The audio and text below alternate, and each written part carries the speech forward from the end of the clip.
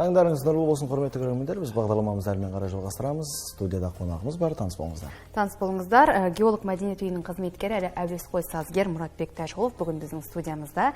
Қош келдіңіз. Таңертеңгілік көңіл күйіңіз қалай? Қош көрдік. Аллаға шүкір, көңіл күй өте керемет. Керемет. Жалпы осы Ақтөбе қаласының 150 жылдығына арналған үлкен республикалық авторлық сайыста, авторлық әндер сайысының өзіңіздің авторлық әніңіз екінші орынға ие болды. Жалпы осы сайыс туралы, осы жарыс туралы айтып өтсеңіз, қалай болды? Бұл енді мен жалпы ән бұрыннан жазып жүргем, бірақ өзім жазған әндерім халық былай жылы қабылдап, Қазақстан бойынша танылып кетпесе де, тыңдармандар сол жақсы қабылдап жүрді. Содан кейін мен өзім сазгермін деп айтуға да қысылып жүрдім. Өткені бір кәсіби тұрғыда өткен бір жарыстарға қатыспай тұрып, халықтың берген бағасы мүмкін жақындарым солай беріп қойған шығар деген бір ой болды. Сосын осы мамыр айында Ақтөбе қаласының 150 жылдығына байланысты республикалық конкурс ұйымдастырылды. Ол жерге көптеген сазгерлер қатысты. Соған бір талаптанып ән қатыстырғам. Сол әнім Алланың қалауымен екінші орынға ие болып, содан кейін бір өзімді кішкене сазгермін деп шамалап болса да айта алатын болдым енді. Әуесқой сазгер. Әуесқой сазгер енді.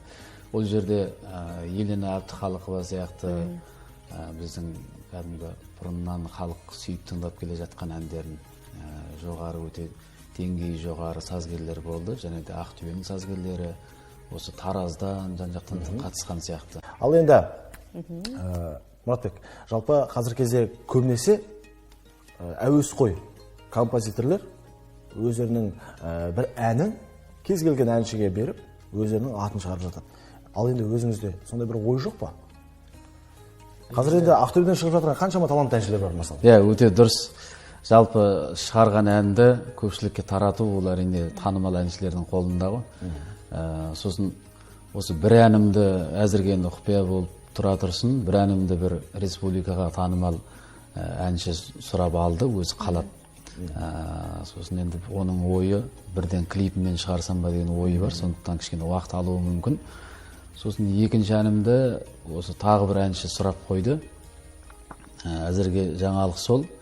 Алла бұйыртса солар орындалғаннан кейін барып республика көлемінде кішкене атымыз толығырақ танылатын шығар деген ойдамын. Жалпы енді осы Алматыда және де Атырауға, жан-жаққа барғанда біршамасы танып атады. Оған да шүкір. Әрине, жамандар жақсымын деп айқайлайды, жақсылар жақсымын деп айта алмайды дейді ғой. Әрине, бұл да бір дұрыс шығар деп ойлаймын. Алдағы уақытта әрине керемет әндер қазақ эстрадасының әншілерінде толығады деген ойдамыз. Әрине, соның ішінде өзіңізде әніңіз болсын. Сол сағындырған әндер дегенде есіме түсіп жатыр. Сол менің бала күнімдегі әндер, тіпті жаңағы бозбала шағымдағы әндердің өзі қазір ретро болып келе жатыр екен да. Иә.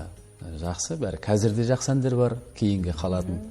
Қазір енді көп айтып жатады ғой мынау. Біз әндер көбейіп кетті, бәлем болып кетті деп осы. Сол енді әндердің ішінде бірақ халық өзі сараптап алады. Ертең бір іздейді өзі халық. Ал керек емесі бір апталық па, ол бір күндік па, ол қалай береді. Бір апталық хит болып қалады дейсіз. Бір апталық хит бола ма, бір жылдық хит бола ма, енді ол артынан халық оны іздемеуі мүмкін. Бірақ іздейтін әндер міне осы әндер. Әрине, қазіргі кезде енді әншілер жаңаша бір бағытты алып отыр. Мәселен, енді ескі әндерді жаңаша бір леппен, жаңаша бір инструменттерді, яғни аспаптарды қосып, өңдеп, осы жастардың бір көңілінен шығатындай етіп орындап жатыр. Ал енді өзіңізде сондай бір ой жоқ па? Менің ойым, жалпы ол көзқарасым жақсы оған. Әрине, жаңашылдық керек. Бұрынғы сарында сол дәл солай халыққа ұсынсаң, ол өтпей қалуы мүмкін, халық тыңдамай қалуы мүмкін. Оны жаңашыл бұрынғы қалпын бұзбай отырып, жаңаша әуенмен жасауға болады.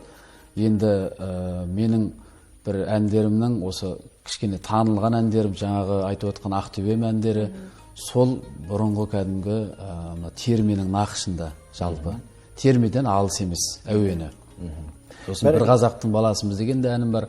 Ол да кәдімгі терме, бірақ сарын бұрынғыныкі, бірақ өзім жазған әнім. Жалпы енді бұл жерде біздің өзіміздің кішкентайымыздан, өзімнің кішкентайымнан тыңдап өскен, бойыма сіңген дүние деп ойлаймын.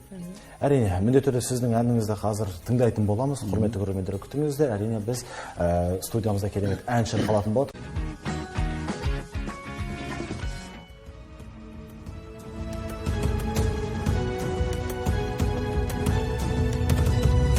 Ақтөбем, Ақтөбем арайлым, тамсанып көркіңе қараймын. Ақтөбем, Ақтөбем мен сені жердегі жұмаққа балаймын.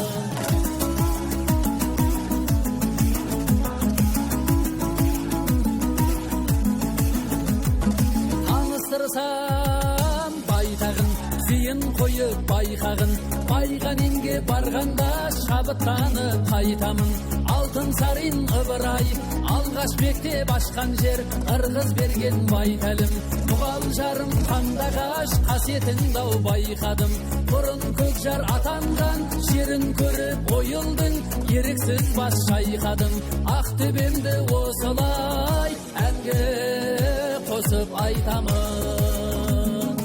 Ақтөбем, Ақтөбем арайлым, тамсанып көркіңе қараймын.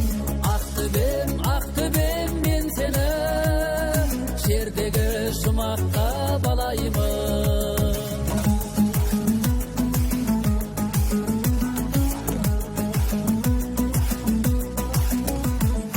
Ектілердің тұрағы, жұмыр жердің жұмағы, қалықтап тұр мәртөкте Молдабайдың жырәні.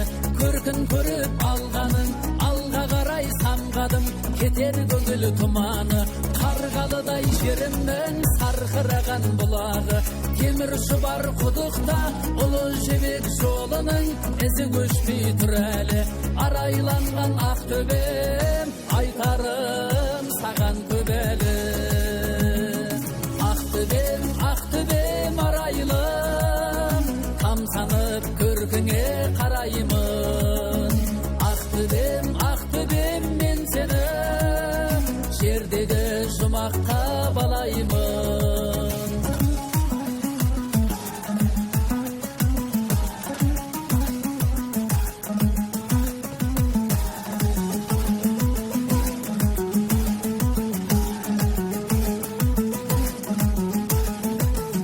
Туған елім, ай күнім, саған құшақ жайдылым.